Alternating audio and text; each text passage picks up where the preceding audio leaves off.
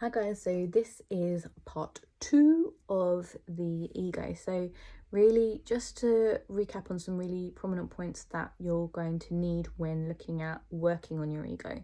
So as I mentioned, your ego is part of your personality. It's the balance between the id and the superego.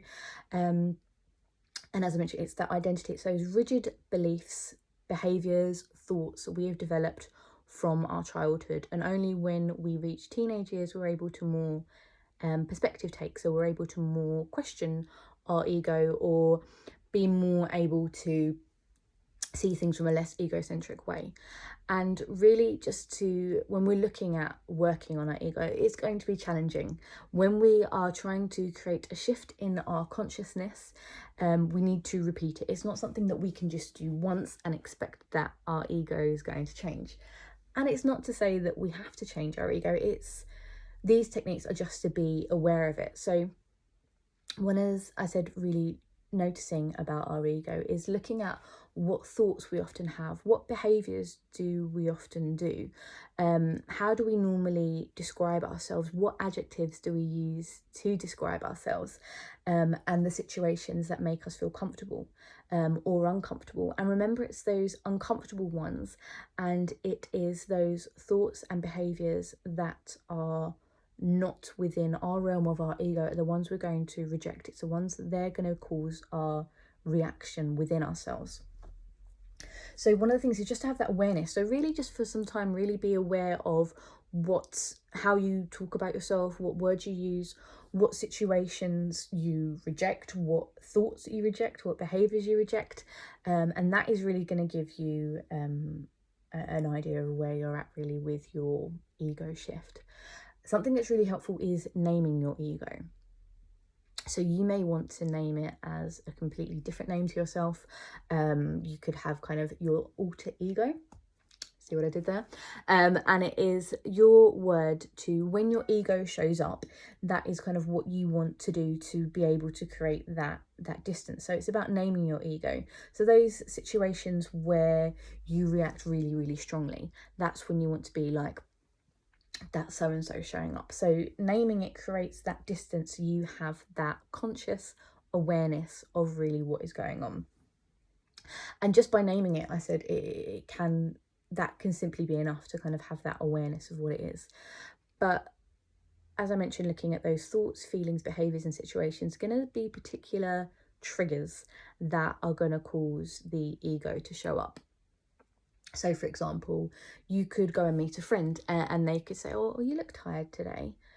And then you get that snap reaction of course I look tired. I've been working like all this week. Like, why do you think I'm going to look like I just stepped out of a magazine, for example?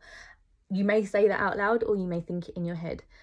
But when we look at things subjectively, all that person said, not objectively, sorry, when you look at what the person said, all they said is you look tired, but it's your subjection that then you've kind of created this whole narrative. And the ego is great for that. The ego is the storyteller. It's they must think that I should look well rested because X, Y, and Z. And sometimes your thoughts go off so far because your ego is telling you this story when objectively all they've said is you're tired.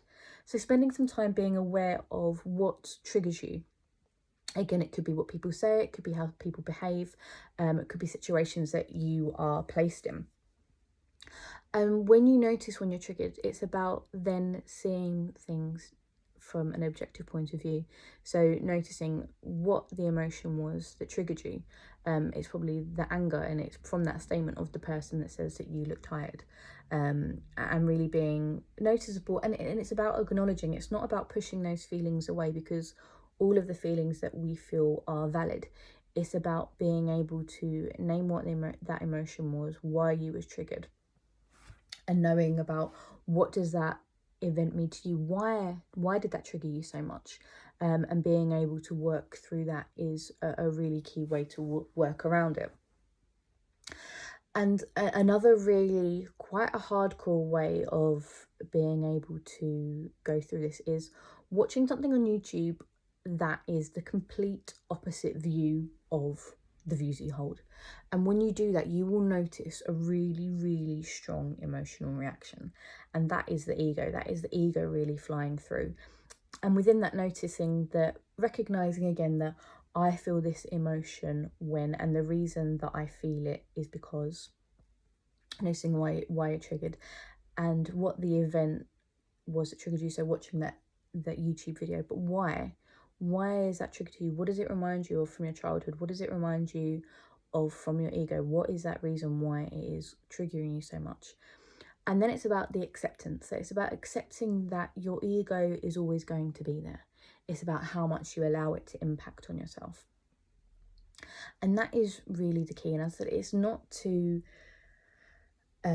completely discount all those emotions or discount your ego, because your ego is showing up potentially to protect you from feeling vulnerable or protect you from feeling a certain way because you don't want to feel that for whatever reason.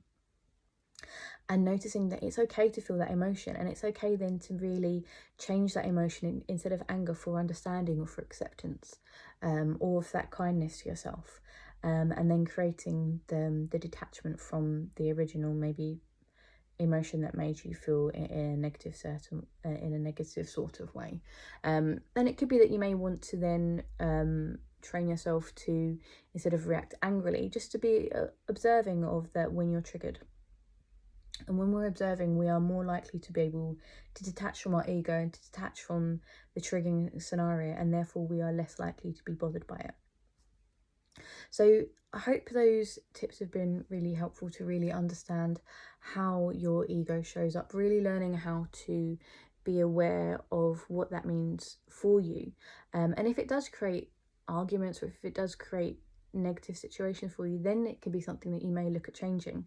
Say, for example, if you know you always get in an argument with your partner when they always leave the plates in the sink, it's not the plates in the sink that is really bothering you, it's your ego, it's your emotional reaction to it. It's maybe the frustration of why can't they do that, or